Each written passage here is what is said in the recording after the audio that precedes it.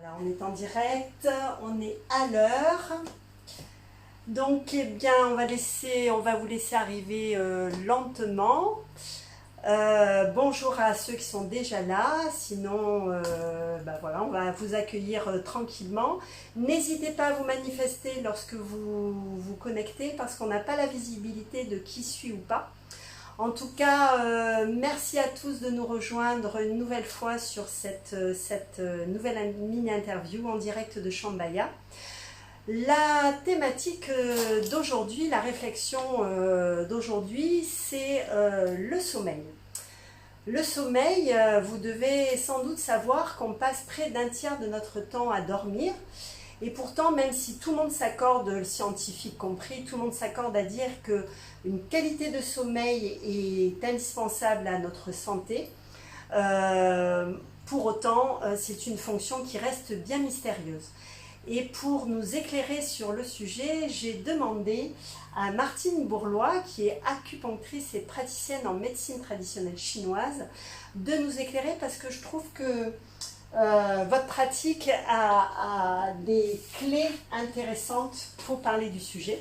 Donc, merci d'avoir accepté. C'est toujours un plaisir de parler de la médecine traditionnelle chinoise. Alors, je sais. La passion. Oui, et puis je sais que c'est compliqué parce que c'est tellement complexe, c'est tellement énorme. Vous m'avez dit, oh là là, en un quart d'heure, ça va être impossible de parler du sujet.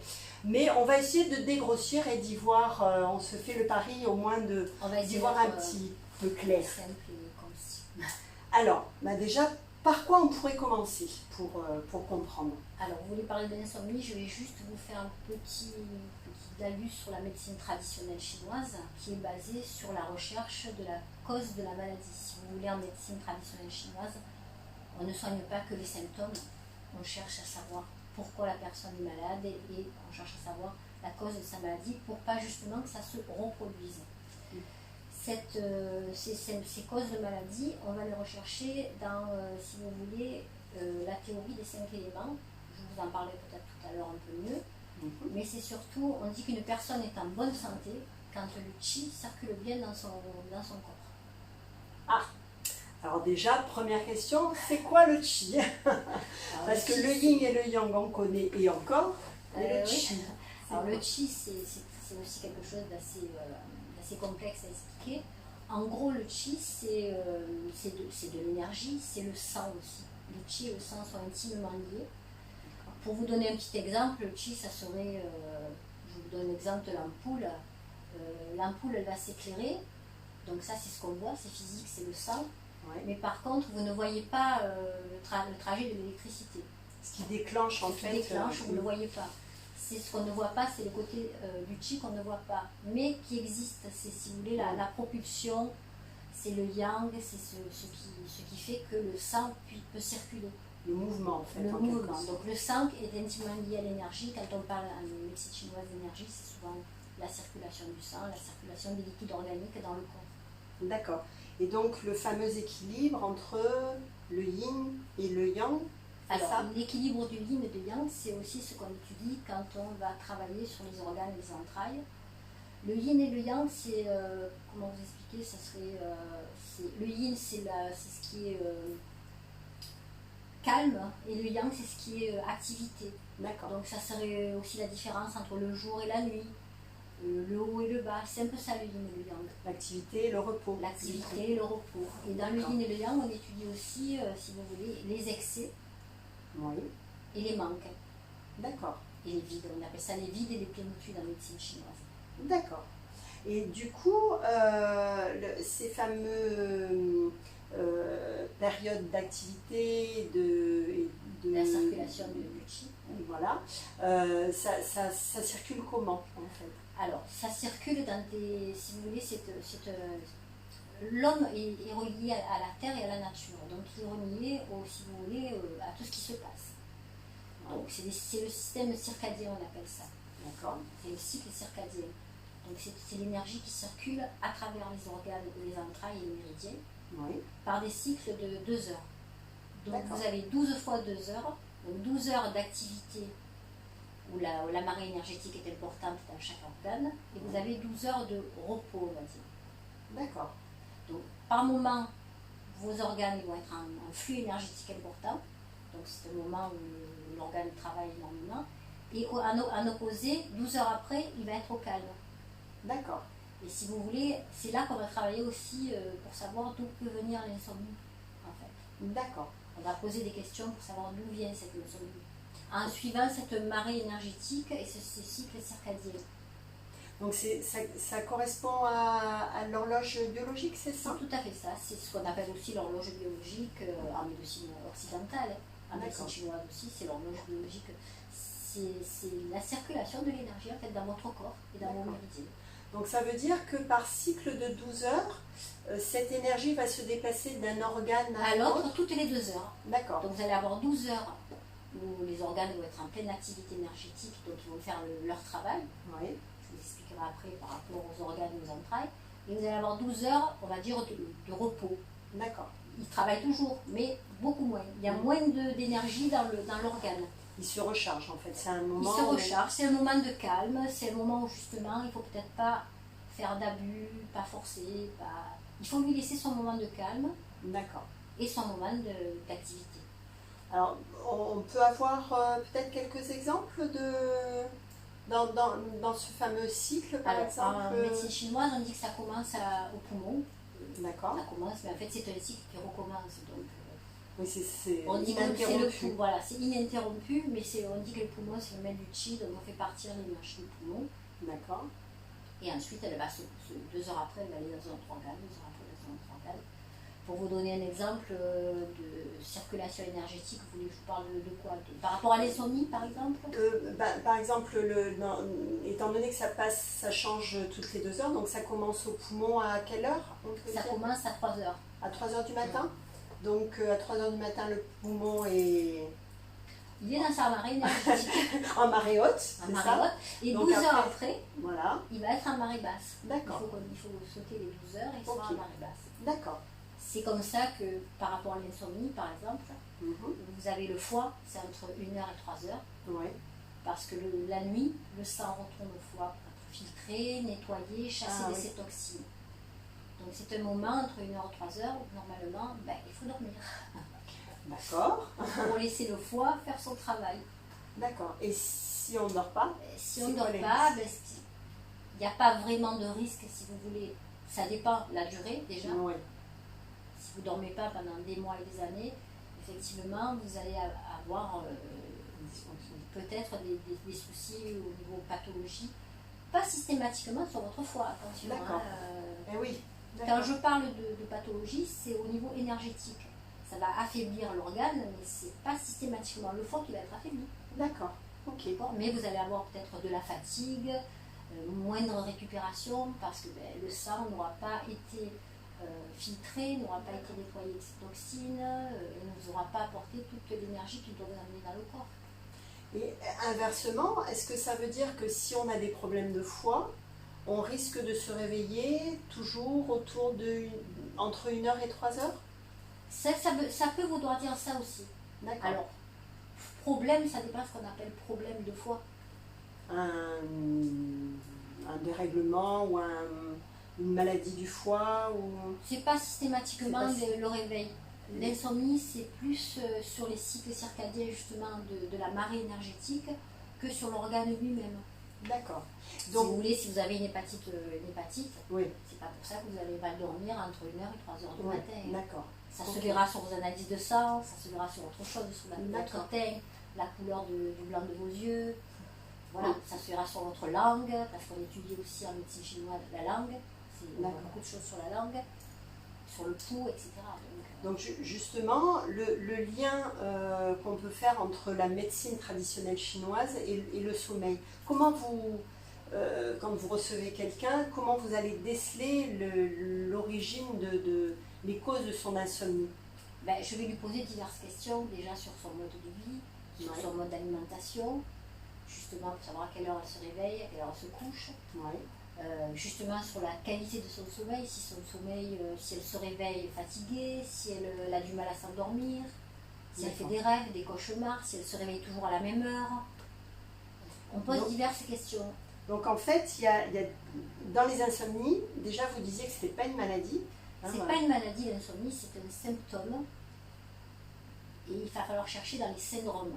Bon, c'est des termes un petit peu médicaux, mais en fait, ça peut devenir une maladie, hein, si c'est vraiment important. Si ça devient chronique. Mais bon, ça se soigne comme un symptôme. Donc il faut aller chercher la cause.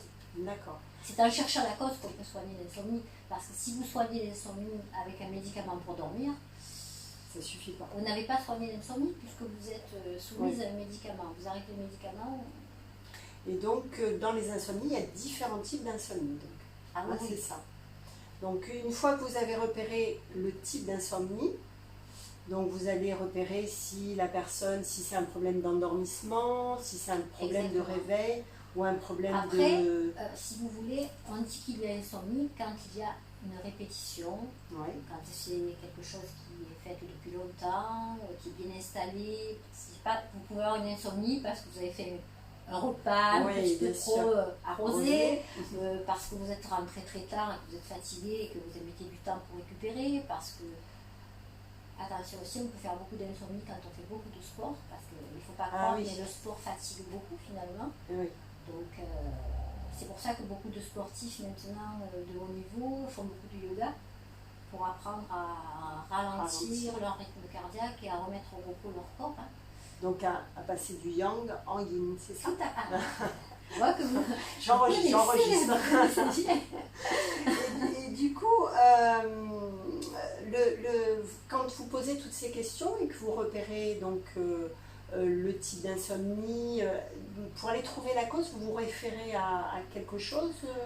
Alors souvent, je présente à mes patients un petit schéma qui parle de ce qu'on appelle les organes et les entrailles, et la médecine traditionnelle chinoise se base beaucoup sur la théorie des 5 éléments.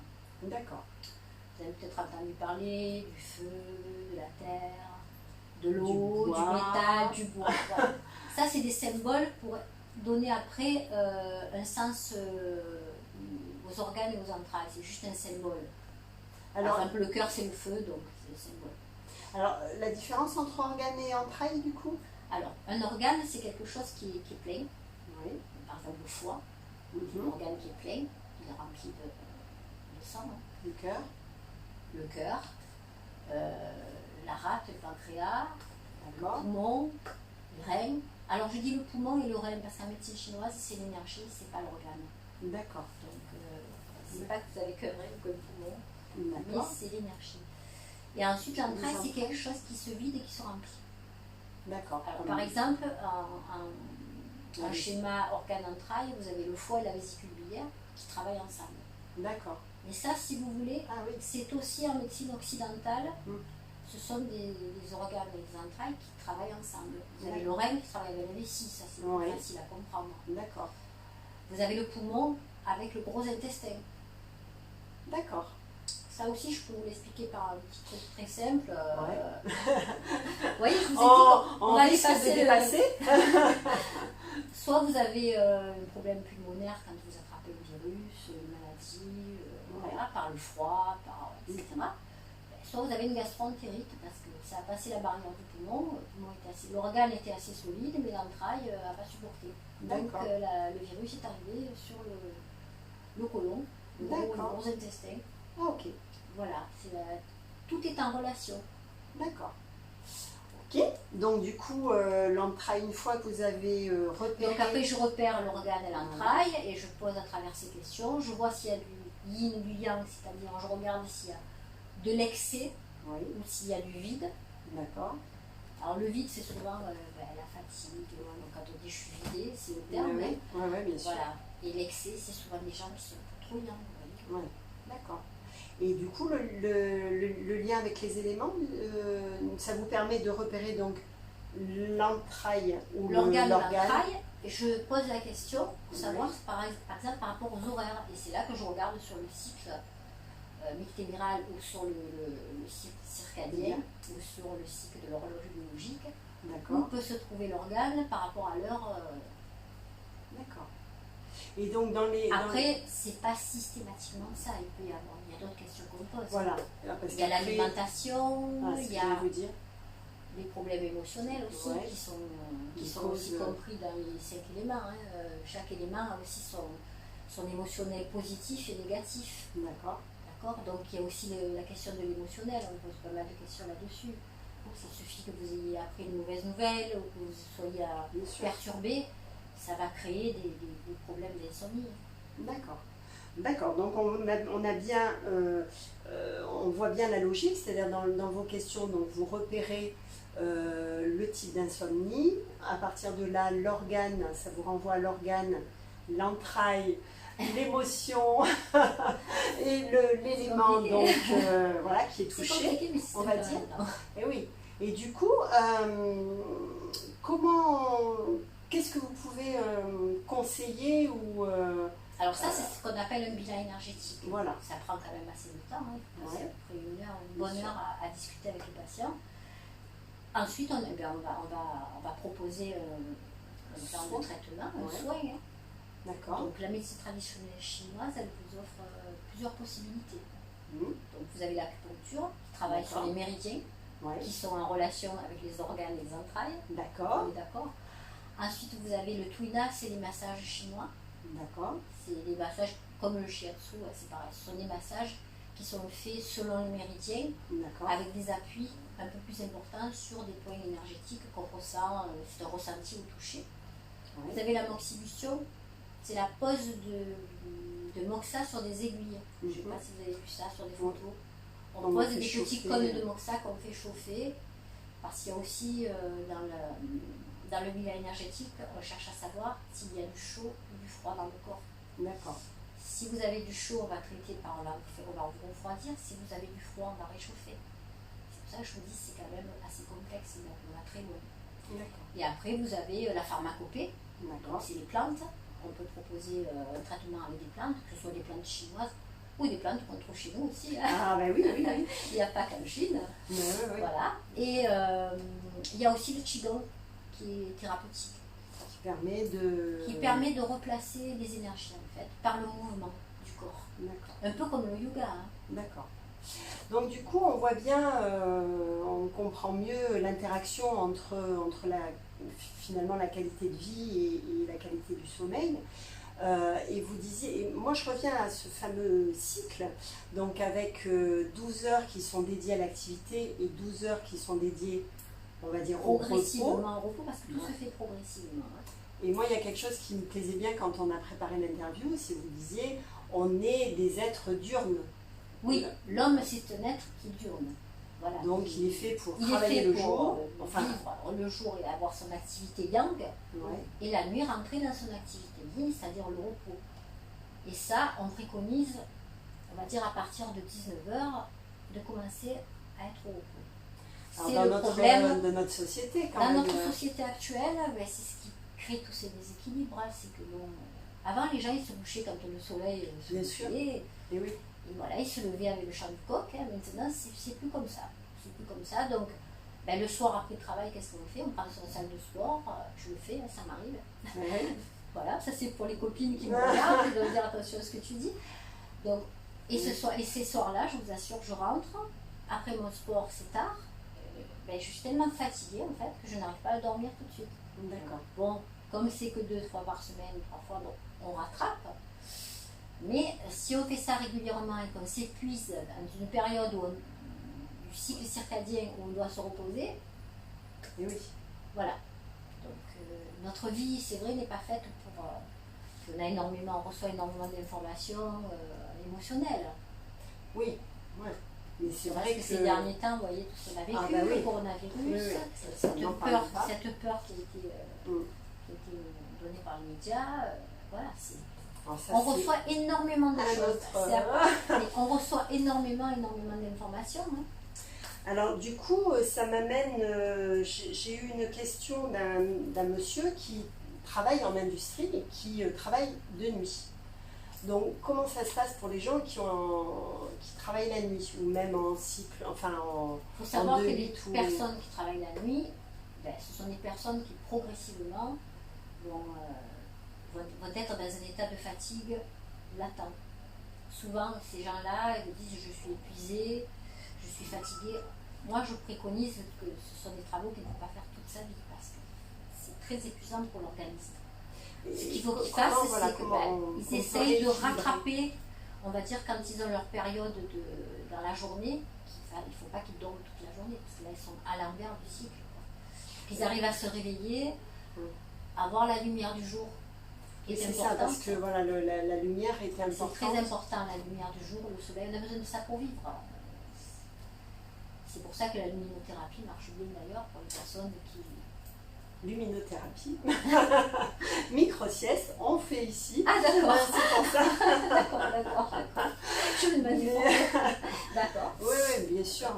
Oui, vous voyez que dans les pays par exemple où il n'y a pas de lumière pendant X mois, il y a énormément de suicides, dépression. Il faut voir le soleil, la lumière, on en a besoin, on est comme les plantes. Bah oui. Donc du coup, ce monsieur, en fait, il doit récupérer son sommeil, enfin, il doit dormir, mais se réveiller suffisamment tôt pour avoir sa dose, en quelque sorte, de soleil, de lumière, de soleil, et puis continuer d'avoir une vie normale à côté. D'avoir des activités. Voilà. Il ne faut pas qu'il dorme toute la journée pour reprendre après son travail la nuit, être en activité la nuit. Oui, parce que là, du coup, le corps ne sait plus... Il va s'habituer, le corps. Le corps humain est super bien fait. Hein. Très, très belle. Il a compensé, mais du coup, il peut aussi compenser en allant. Et progressivement, il va se fatiguer et il va s'user. Voilà. C'est le mot que je ne voulais pas utiliser, mais il y a une usure qui se fait sur les gens qui travaillent la nuit. Et ils le diront eux-mêmes, et ils le reconnaissent. Ouais. C'est très difficile le travail de nuit. Bon, enfin, c'est vrai que là, du coup, c'est un sujet effectivement qui. Voilà, on a l'impression de tirer un fil et puis. Je pourrais vous en parler des heures, mais voilà, c'est un sujet très vaste. Donc, du coup, si quelqu'un. Comment on peut savoir si soi-même. Oui, bon, si on souffre d'insomnie. Quand ça devient chronique, c'est là que ça devient un problème. De toute façon, vous savez, le corps humain, il n'est pas fait, justement. Je vous l'ai dit, l'homme est diurne, il est fait pour vivre le jour et dormir la nuit. S'il ne vit pas comme ça, quand on est jeune, tout ça, ça passe. Hein. Les jeunes, ils sortent la nuit. Bon, c'est normal. C'est la jeunesse, c'est yang. C'est l'énergie du foie qui monte, ça va. Ils ont de la puissance, de la force, donc bon, c'est bon. Après, petit à petit, ça s'épuise tout ça. Donc, on le sent. On le sent. Quand on ne dort pas assez, on le sait. Je veux dire, on est assez conscient de ce qui se passe dans notre corps. Et ce que je conseille surtout, c'est d'être bien attentif à ce qui se passe, mais pour tout, pas que pour le sommeil. Oui, bien sûr. Il faut être à l'écoute de tout ce qui se passe dans votre corps. Et quand on a une douleur, il faut savoir que c'est une obstruction dans la circulation du chi, que ce soit une douleur dans l'épaule, dans le genou, dans le ventre. C'est qu'il y a quelque part, le chi ne circule pas bien. Alors que ce soit sur un organe, un muscle, une articulation, des tendons. Donc il faut bien regarder ce qui se passe en nous et surtout aller toujours consulter, faire des analyses de sang, aller voir son médecin régulièrement. Ok, mais je crois que on a, j'espère, je ne sais pas s'il y a des questions, on va vérifier. Là comme ça, les gens sont un petit peu timides. Je n'ai pas répondu à des personnes qui demandaient. Mais du coup, bon, ça nous laisse, moi ça me donne envie de faire une conférence parce que là il y aurait de quoi dire et de quoi, j'imagine qu'il y a beaucoup, du coup ça va générer beaucoup de questionnements parce que notamment le petit déjeuner que l'on saute le matin alors que c'est... C'est l'énergie de l'estomac. Le matin entre 7h et 9h dans le cycle circadien, c'est l'énergie de l'estomac. C'est pour ça qu'on a souvent un peu faim à cette heure-là. Et c'est le moment où on digère le mieux. Donc, oui, c'est le moment où il faut manger, surtout pas sauter le petit déjeuner. S'il y a un repas à ne pas sauter, c'est celui-là. Parce que si la digestion est bien faite. À l'opposé, quand on mange après 21h, là, ça peut rester sur l'estomac. La digestion est beaucoup plus lente. C'est normal puisqu'il y a moins d'énergie dans le troisième foyer pour la digestion. Super. En tout cas, merci beaucoup. Notre temps est terminé. On l'a un petit peu dépassé encore, mais pas de beaucoup. J'espère que ça vous a aidé à cogiter, pas trop pour pouvoir dormir ce soir. Moi, je vous ai regardé, j'ai pas regardé l'écran. Mais en tout cas, merci de nous avoir suivis. Merci Nicole. Martine, pardon. Donc Martine Bourlois, acupunctrice, et donc votre cabinet est à... Mon cabinet est à Aubagne. Napoléon. À Napoléon, 250 avenue de Passepartout. Des interventions également à Je suis Aubagne. sur Facebook, cabinet de soins. Et pourquoi pas, si quelqu'un veut prendre rendez-vous, il peut contacter Chambaya et on vous mettra en relation.